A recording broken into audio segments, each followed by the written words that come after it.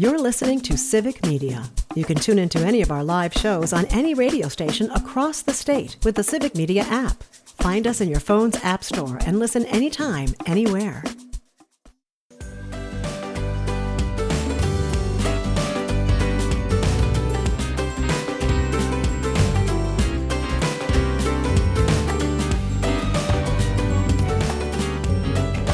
Live across Wisconsin on Civic Media. You're listening to Mornings with Pat Kreitlow, powered by Up North News. Now, from our Lake Wissota studio, here is the founding editor of Up North News, Pat Kreitlow. 8:06 now on this Wednesday morning, September 24th. Nice to have you back here up north. On this Wednesday morning, Parker Olson producing things down in Madison Studio A2. Meteorologist Brittany Merlot coming up in just a sec. We're going to be talking to Earl Ingram to find out who he's been talking to on the What's Going On with Earl Ingram podcast that you can get through Civic Media. Check out the website for more. We'll have Melissa Baldoff in just after 8:20 with our climate check. And then at 8:35, we will be talking about health insurance, especially the Affordable Care Act, which is made affordable. Those health insurance premiums are made more affordable by premium tax credits. They are tax credits that President Trump and congressional Republicans are in the process of killing, and Democrats are trying to restore, and that could lead to a government shutdown as early as the middle of next week. So we'll talk to Kathy Hempstead, a national health policy expert with the Robert Wood Johnson Foundation, about the impact of those tax credits on regular Americans just looking for some affordable health insurance. Again, that's coming up less than 30 minutes from now. But right now, let's bring in meteorologist Brittany Merlot to talk about the weather and how yesterday, Brittany, when the sun finally came out and it was getting close to sunset, it was so tranquil on the water. Okay, looking out, and in fact, I'm gonna bring up the slide here for you to see. That's the view of my backyard there for folks watching on social media. See that little point of trees out there in the center, out in the distance?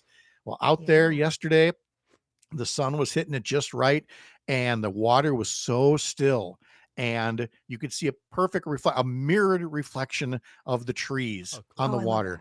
It was gorgeous. I get my phone up. I zoom in a lot. I've got this beautiful picture that I'm going to be taking. Here comes a jet ski right across. Darn it. Just like somebody took your Etch-a-Sketch and just decided to shake it up and go, you didn't need that mirrored water there anyway, did you? No, I guess I didn't. Thanks anyway. So, man. but the weather was gorgeous for it. Apparently gorgeous enough for one jet skier to be out there on the water. And how are we looking for today in terms of, gorgeousness?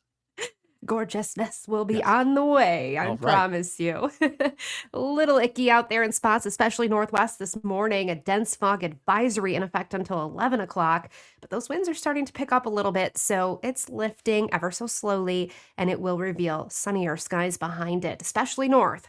Down south, I think you're going to hang on to more cloud cover this afternoon, clearing later on in the day, but we're all going to get to abundant sunshine by tomorrow, and we're going to hold on to nothing but sunshine for the rest of the week and into the weekend as well. So some gorgeous weather with a high pressure system taking over, giving us, again, no rain in the forecast. So it will become a little bit breezy later today. We do have a beach hazard statement on Lake Michigan for Milwaukee, Racine, and Kenosha County. Waves are climbing up to 3 to 6 feet or so, and that lasts until tomorrow. So little rough waters. Few spotty sprinkles are possible by Lake Michigan later this afternoon and evening.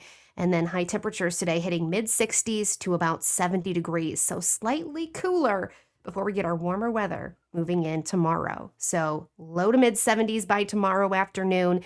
Sunny skies. We're going to hit the upper 70s for Friday and then tapping 80 degrees for a lot of us for the weekend and even into next week. So summery weather right here. Or one could say gorgeousness is on the way. Yay. That'll work. Brittany, thank you so much. Have a wonderful day. You too. Remember, you can sign up for our daily newsletter at upnorthnewswi.com. Click subscribe up in the top banner. And I'm reminded by Ellie, our new newsletter editor, that she has a special edition of the newsletter coming out this Friday. Very fall festival focused. Oktoberfests and getting ready for Halloween and all kinds of sites. So you're looking for things to do on the weekends for a fall weekend in Wisconsin. Well, get signed up for this newsletter in time for the special edition on Friday. Again, upnorthnewswi.com. Earl Ingram's with us now from Civic Media. He's got the What's Going On podcast. I mean, such a range of topics that he covers in each installment. So head over to civicmedia.us, click on shows to learn more, and we're going to see what he's got in some of his latest editions here. Earl Ingram, good morning. How are you? I'm doing fine, Pat. How are you? I'm doing great, thanks. Good to chat with you.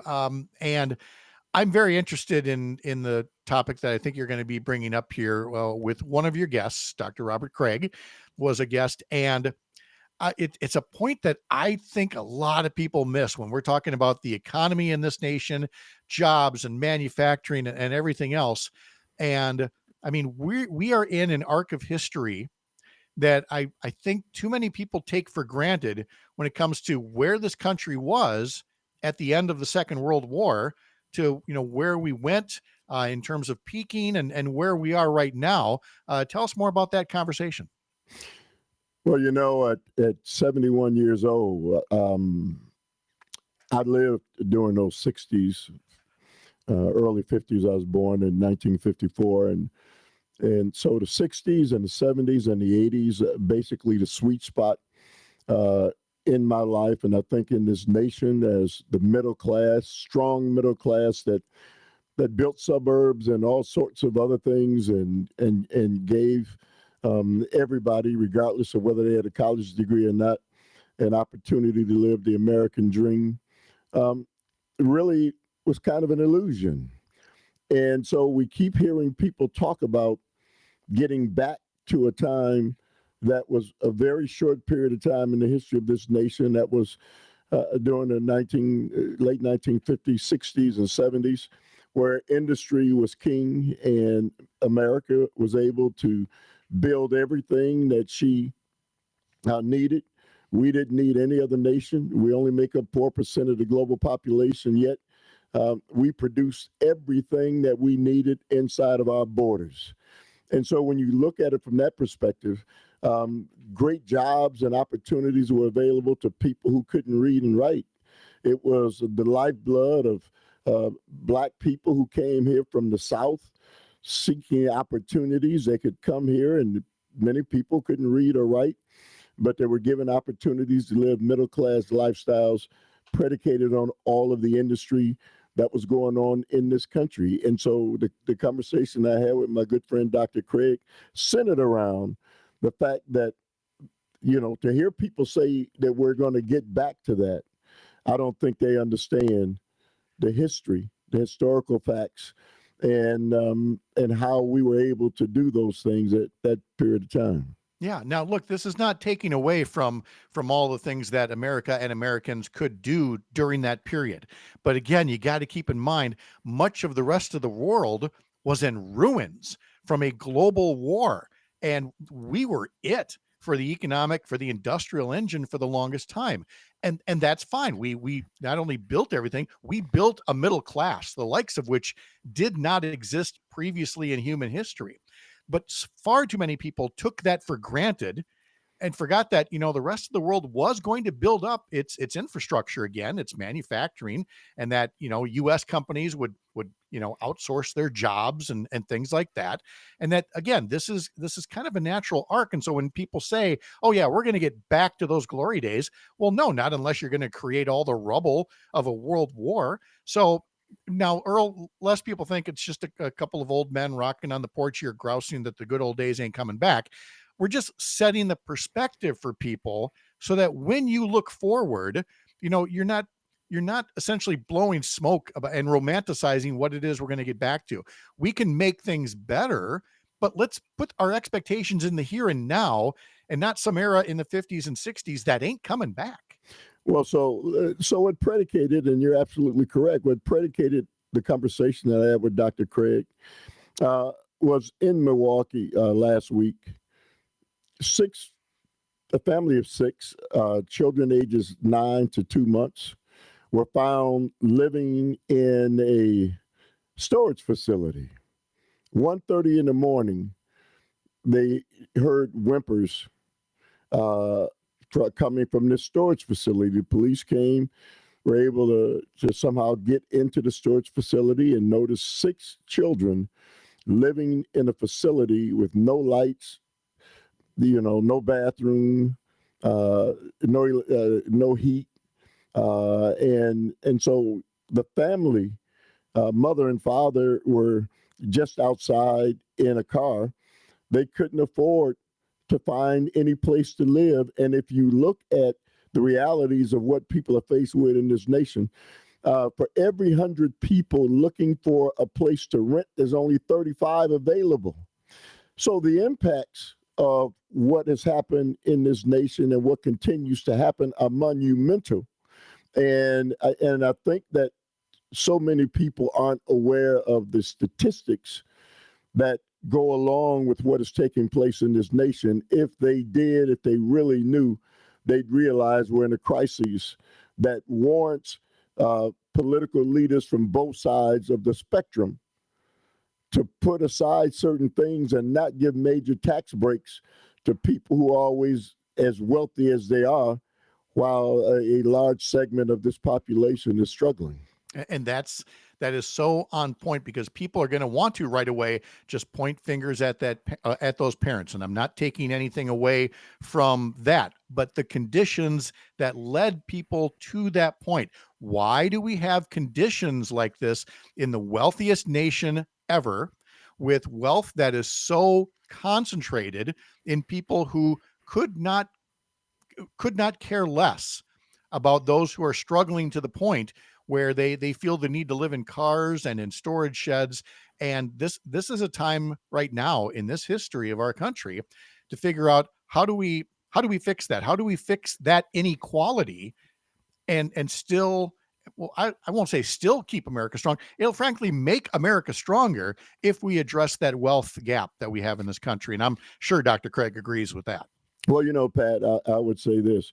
The real inherent danger in where we are is that since 2023, the number of homeless people rose 18%. Since 2023, in 2 years. And so it from 670,000 to 780. Those are the numbers that they can count, not counting the ones that we know aren't being counted. And so at that rate and where our economy is headed, those numbers are going to get even worse. And I maintain that family was not alone in living in those kinds of conditions. They are everywhere. And we've got to make an effort. We've got to make an effort to count them. They're American citizens, and they deserve a better opportunity in life. Well, especially, if we're going to live any kind of a creed of a Judeo-Christian nation, for some folks, maybe live up to more of those parts of Scripture as well. It's the kind of thing that Robert Kennedy saw and tried to call attention to and tried to address. And instead, we're watching Robert Kennedy Jr. do things that are just not going to help any of these folks at all. Learn more about this by catching Earl Ingram on the What's Going On podcast. Head over to civicmedia.us.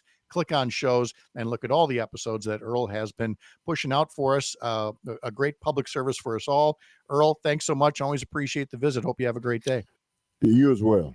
All right. Still ahead, we're going to have our climate check, and we're going to be talking about healthcare, the health insurance premium assistance that's provided to make healthcare more affordable, and why politicians are trying to kill it and potentially lead to a government shutdown next week. I'm Pat Kreitlow. This is the Civic Media Radio Network.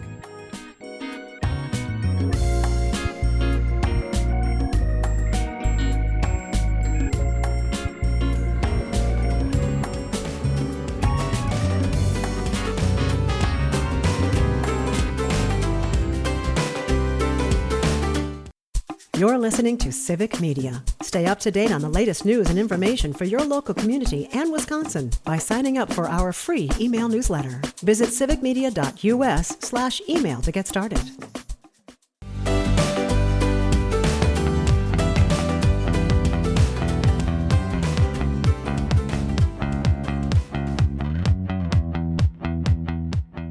Hey, we've got you covered from a healthcare standpoint over at Up North News. Not only do we have Dr. Kristen Lyerly on twice a week, an OBGYN, but we have a new video series with pediatrician Dr. Kelly Snooks called Raising Wisconsin. Look for that on the Up North News Facebook, Instagram, and TikTok feeds. Again, Raising Wisconsin with Dr. Kelly Snooks.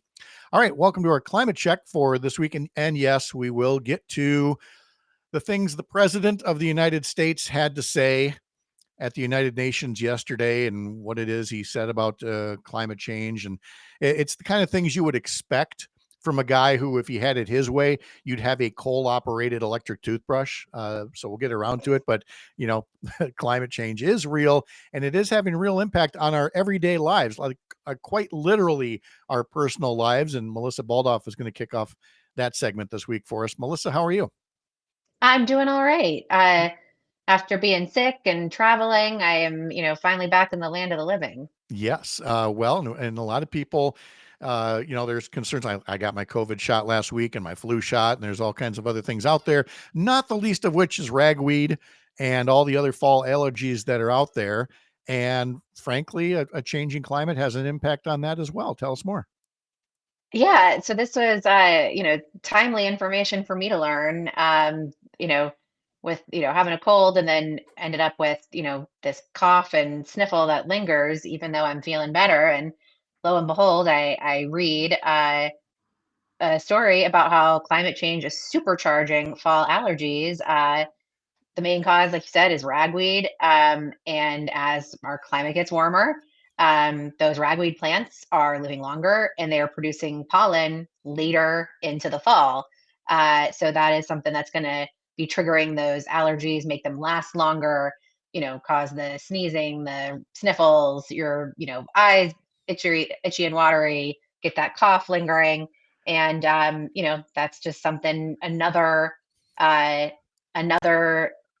impact of climate change and of that worsening uh, climate crisis that we've got. There are big ways, there are small ways. This Mhm. is one of those ways that's maybe small for a lot of people, No, but it's a real impact. but it counts because again, when Mhm. things are drier and when your drier seasons last longer, for example, here in the Midwest, the pollen season, according to an article from Yale Climate Connections, the pollen season is now lasting a month longer than it did in 1970. So in 5 decades, pollen season is now a month longer.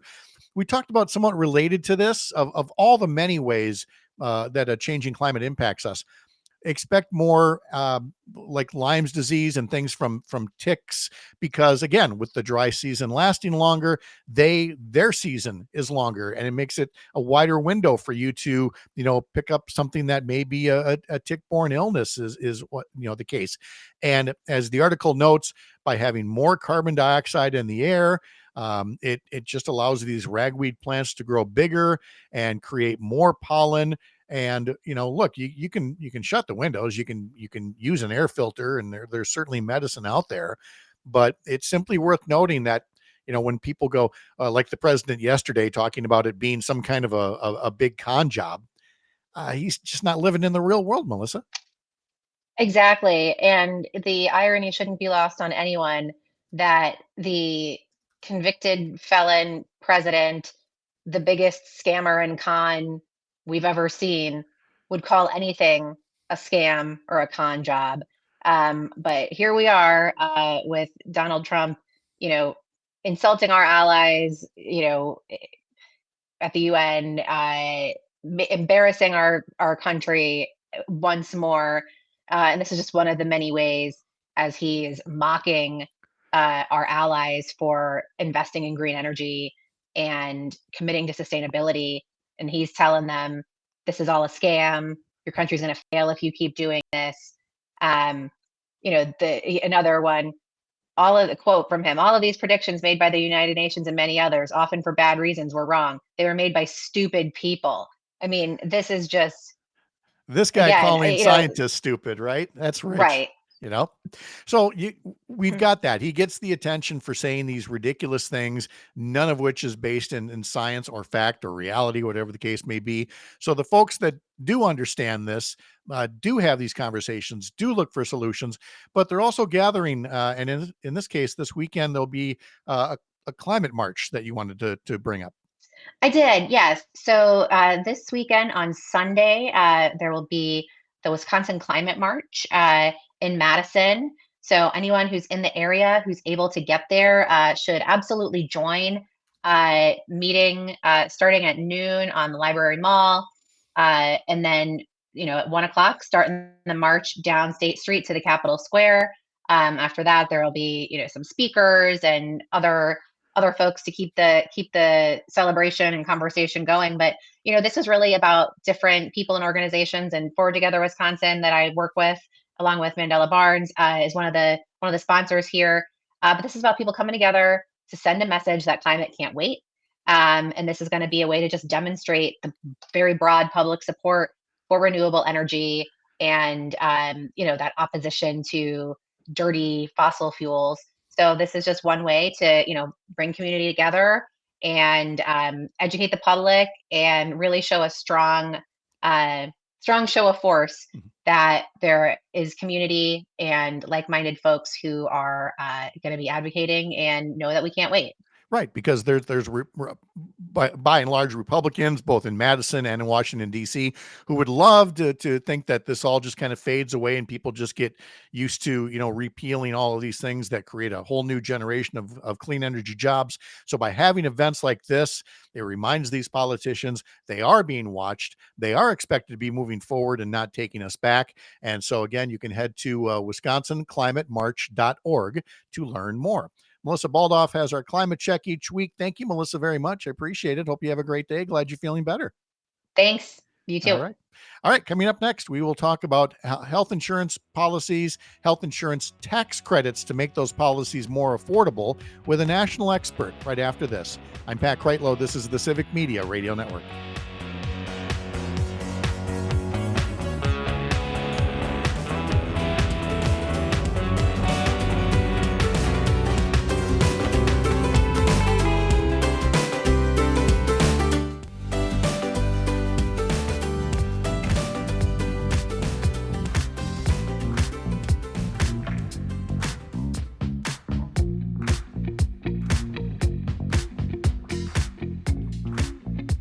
Hey, just a reminder, I sit here from 6 until 9 a.m. weekday mornings. You don't have to. We'd love to have you along for the full 3 hours, 5 days a week. If you can't, well, all the more reason to pod this little program. Head over to Spotify and follow our show, or do so at Apple, wherever you get your podcasts. And that way you never miss a guest, you never miss an update, you never miss a quip. And that includes topics like healthcare. And we're going to discuss that right now with our guest, Kathy Hempstead from the Robert Wood Johnson Foundation. We're going to talk about, you always hear us talking about, the Affordable Care Act and Obamacare kind of at this very overarching umbrella of healthcare, et cetera. We're going to get into kind of the nitty gritty of it. What is it that makes it more affordable? And why is that a bit of a political football lately as we talk about, the federal budget and things like that? Kathy Hempstead, good morning. Nice to have you here again. Hi, Pat. Good morning. Thanks for having me. Yeah, good to see you. And for telling us more, we're going to get into specifically these healthcare tax credits. It's tax credits that really kind of put the affordable in the Affordable Care Act. So why don't we kind of go back to when the earth cooled here and explain how these tax credits, how these subsidies, how they are essentially are the foundation of the Affordable Care Act.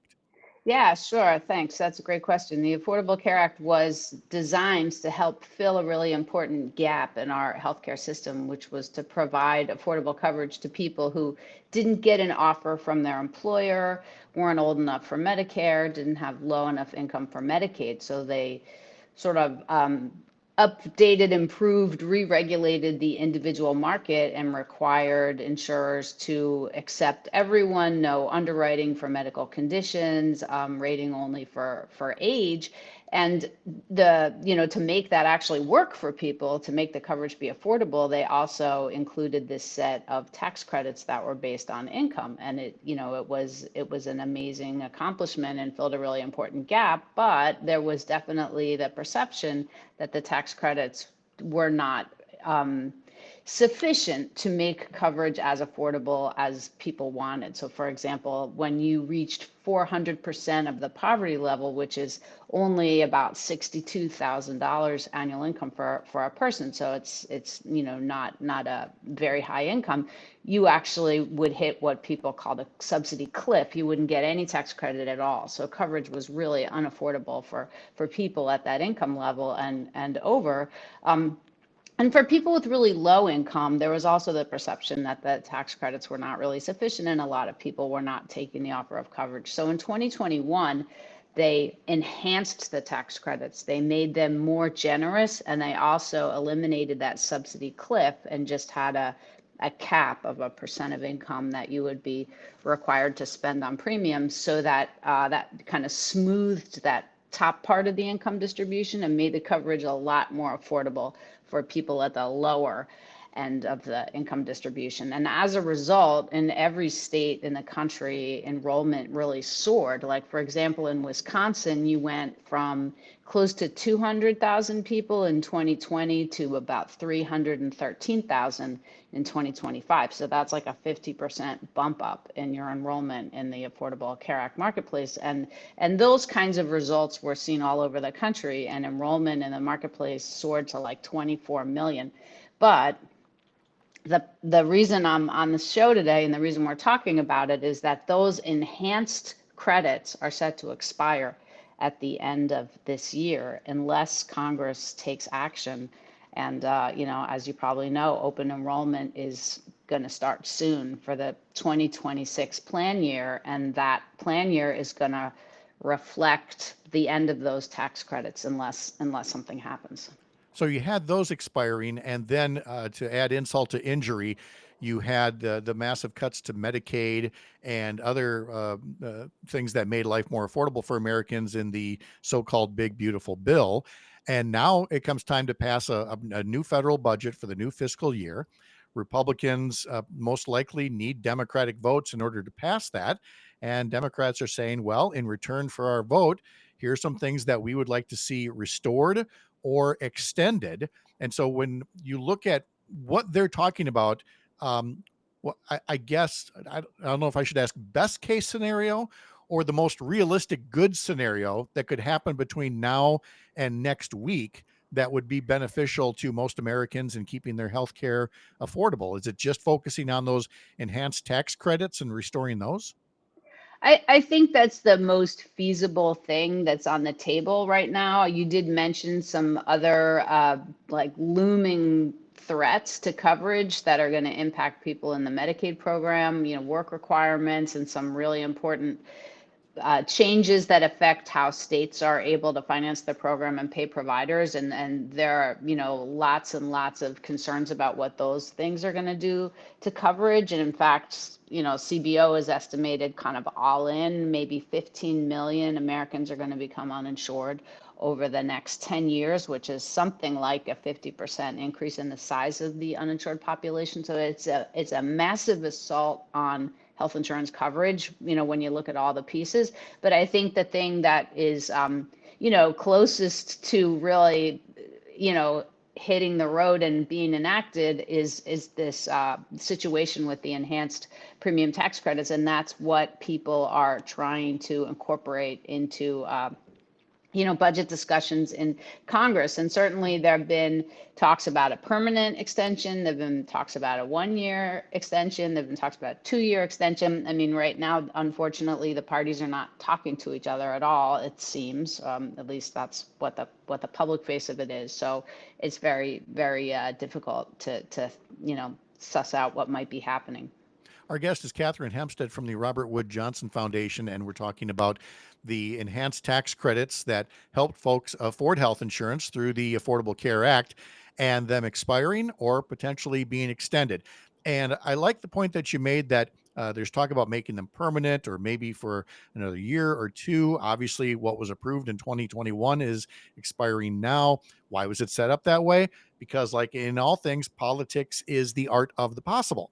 And there were plenty of people in 2021 who figured that by 2025, they would see how many more people are being helped by those enhanced tax credits, how much more affordable health insurance has become for more Americans, and that they would then see that and want to make it permanent. Obviously, that's not what we're seeing proposed by the Trump administration or by congressional Republicans. But Catherine, there's no shortage of either anecdotes or mentions in news stories that there are individual Republican members of Congress who have indicated they would be open to extending or maybe even making permanent the enhanced tax credits because they understand the help. They also understand the harm going into an election year of saying that these credits were allowed to expire. But I'm wondering if you get the same sense that there are more than zero, individual Republicans in Congress who might be amenable to extending these healthcare tax credits and avoiding a shutdown next year. I think that's definitely right. And there have been a number of individual members who have said they're open to talking about it. There's been some proposals from Republicans, of maybe a 1 or a 2-year extension. So I think you're right. And the truth is that states that voted Republican are really, in general, as a rule, have disproportionately higher use of the ACA marketplace, especially some of the states that haven't expanded Medicaid, which I know is partially true in Wisconsin, but states like Texas and Florida are really dependent on the marketplace, and they're going to see massive disruptions in coverage loss if these tax credits go away. So I think there's a lot of concern in all members of Congress, but I think especially a lot of Republican members, that their constituents are going to experience really massive sticker shock when they start to see what they're going to be asked to pay for coverage. And, unfortunately, a lot of people are going to drop coverage, and that's going to create a spiral of bad consequences for individuals, for hospitals, healthcare providers, everybody.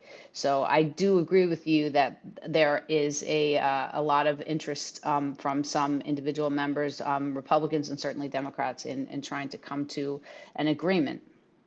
We were talking in the last hour about a New York Times article that cited Republicans who were pointing to the cost of all of these enhanced tax credits and citing that big price tag as a reason to oppose their renewal. But what was missing from there was the comparison, the contrast with what's the cost if suddenly all of those people can't afford their health insurance anymore, either have to pay a lot more and decide to drop it or just are no longer eligible. And I don't know that's a number you have at your fingertips. But again, I would imagine the cost of extending these tax credits probably pales in comparison to the long range cost of having that many more million Americans go back to being uninsured. Yeah, I think that's a great point. It's also worth noting that, this is the only tax credit that didn't get extended, So when you think about what was in the reconciliation bill, which included a lot of extensions of tax credits and then some really drastic cuts, historic cuts to the Medicaid program, and then you see this, it seems like there's a real concerted effort to undermine health insurance coverage in recent policy. And to your point, yes, it costs money to cover people, but it's also very costly when people aren't covered, because you see people neglect symptoms because they're terrified of having medical debt or not knowing what they might be asked to pay if they go into the hospital or clinic and they don't have coverage. So people neglect symptoms until they're much more serious. Then they show up in more expensive settings like emergency rooms. And unfortunately, sometimes it's too late for things to be treated. And there've been a lot of great studies of the health benefits of expanding coverage. And unfortunately, we kind of know what's going to happen when you throw that process into reverse, which is something that I think we're really looking at in this country from a multiple set of sources.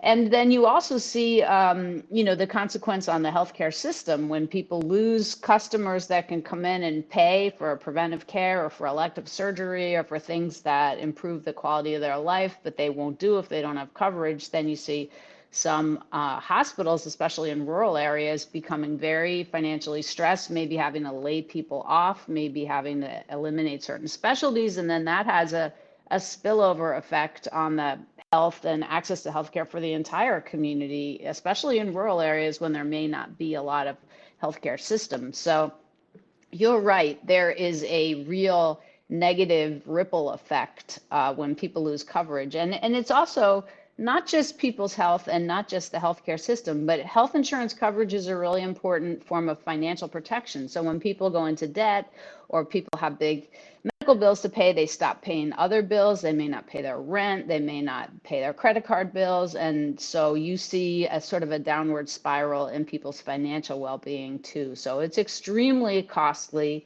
to not cover people. Kathy Hempstead is with the Robert Wood Johnson Foundation, helping explain this very important part of keeping affordable in the Affordable Care Act and some of the background on what may lead to a government shutdown fight next year, or next week rather, when Congress is back in session. Catherine, thank you again. It's always great to get background from you. Hope you have a great day. Thanks, you too. Pleasure. All right. Yep. Take care now. All right. Some final news and notes from Lake Wissota coming up here. And again, a reminder, tomorrow we'll have some of our regular Thursday guests here. That'll include Joe Zepecki. It'll include Sean O'Malley talking about your money and the markets as well. All that ahead. For more information, of course, you can always head to civicmedia.us, click shows to learn more, look for our back issues of shows, or subscribe to us as a podcast. Head over to Spotify, Apple, or wherever you get your podcasts. Back in just a bit. You're up north.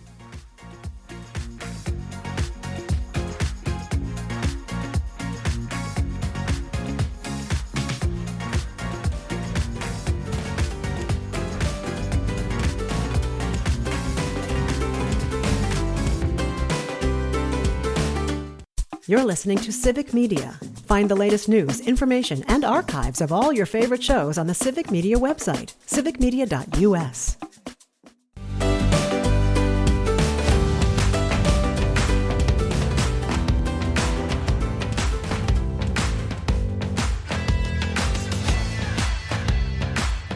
So now you have some of the background on the potential government shutdown next week. Again, Congress is off all this week. They'll have Monday and Tuesday of next week to figure out something. Otherwise, Tuesday night at midnight, if there's no deal or a continuing resolution to kick the can down the road, there'll be a government shutdown, which is really unfortunate because there are a lot of other things going on right now. Not the least of which you've heard me talk about before is, what's going to happen with a lot of Wisconsin farmers and their crops, especially their soybeans. But anyway, our question of the week is, who does get blamed for a government shutdown if it happens? Is it Republicans in Congress, Democrats in Congress, or President Trump? And if you want to be first to see our question of the week on Sunday mornings, then head over to upnorthnewswi.com, click subscribe in the top banner, and get on board our newsletters. But back to the soybean problem for a bit. I noticed that the national political site Axios is taking note of, shall we say, some nervousness in Iowa, where they have a soybean market of nearly $6 billion a year. And again, not only has China not purchased any soybeans at all from the U.S. this year because of Donald Trump's tariffs and trade war, but this week we learned about a surprise deal with Argentina. China rarely buys anything from Argentina, but now they're going to be getting soybeans from Argentina and Brazil, and at the moment, none from the U.S. Even if Congress and the president wanted to try to buy off farmers with some kind of bailout payments, well, two things. First, it would only add to the debt and the deficit, which they don't seem to have a problem with because they did it during Trump's first term. But second, if there's a shutdown, they can't even get around to doing that because they're busy squabbling about the overall budget itself. They're fighting about the extended healthcare premium supports that we just talked about in our last segment, and so many other things that there are to think about. And yet all we've got going right now is a potential shutdown and a potential trade war. I see that a little bit ago, congressional candidate Rebecca Cook put out a press release urging that Congress and the president exempt soybeans from tariffs in order to protect Wisconsin farmers. She says soybeans represent a $1.3 billion industry in our state. These tariffs are hurting farmers across Wisconsin. The price of a bushel of soybeans has dropped from $15 a bushel 3 years ago to as low as $10 per bushel today. And that is a direct result of tariffs that are driving down demand and the supply chain disruptions that come from it. And Rebecca Cook says, this is an existential crisis for our family farms, our regional economy, and our way of life. It's why I'm calling on President Trump to exempt soybeans from his tariffs and save Wisconsin farmers from further financial pain. There is somebody who has sat on the House Agriculture Committee who could be a leading voice on that, and that would be Derek Van Orden. And yet, as I'm looking to see if there's anything, if you do just a simple search on Derek Van Orden and soybeans, no, no, there's nothing there. There may have been a quote here or there, but in terms of any actual leadership, none whatsoever. And here is somebody who promised to be an independent voice representing the 3rd Congressional District. It's something that we had in Republican Steve Gunderson for many years, especially when it came to dairy prices and fighting for all the dairy farmers in the 3rd Congressional District in Western Wisconsin. It was something that Democrat Ron Kind fought for as well, to represent all of the farms in the 3rd Congressional District. The 3rd Congressional District is used to sending moderates. Steve Gunderson was a moderate Republican, Ron Kind, a moderate Democrat. Derek Van Orden billed himself initially as this kindly grandfather who served in the military and would continue to be that voice for everyone in the 3rd District.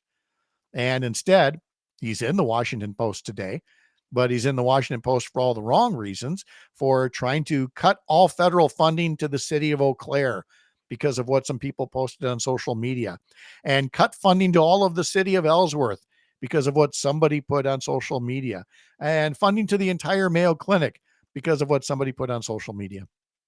If you missed it earlier, Derek Van Orden actually jumped in our comment sections at Up North News. We put up a post a few days ago about these threats to our First Amendment freedoms that he's been making, and pointing out the harm that does, and that it doesn't really comport with somebody who should be fighting on the side of freedom of expression. And he jumped in the comment sections to say that not all speech is protected speech, and to cite a particular federal statute as proof of that. But that statute doesn't say what he thinks that it says. And so rather, he was just rather rambling and looking for ways to justify making threats against his own constituents and communities in his district.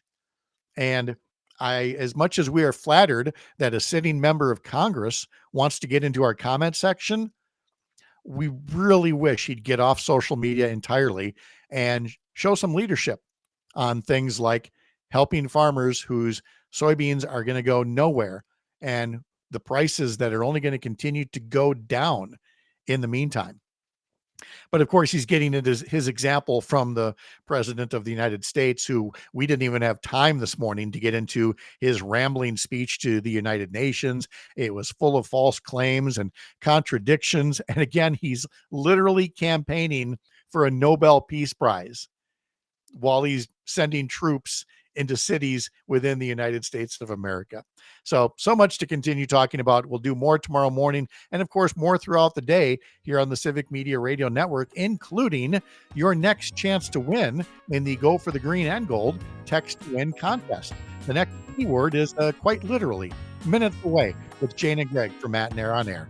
I'm Pat Kreitlow, founding editor of Up North News. We'll see you back here bright and early tomorrow morning, 6 a.m. here up north.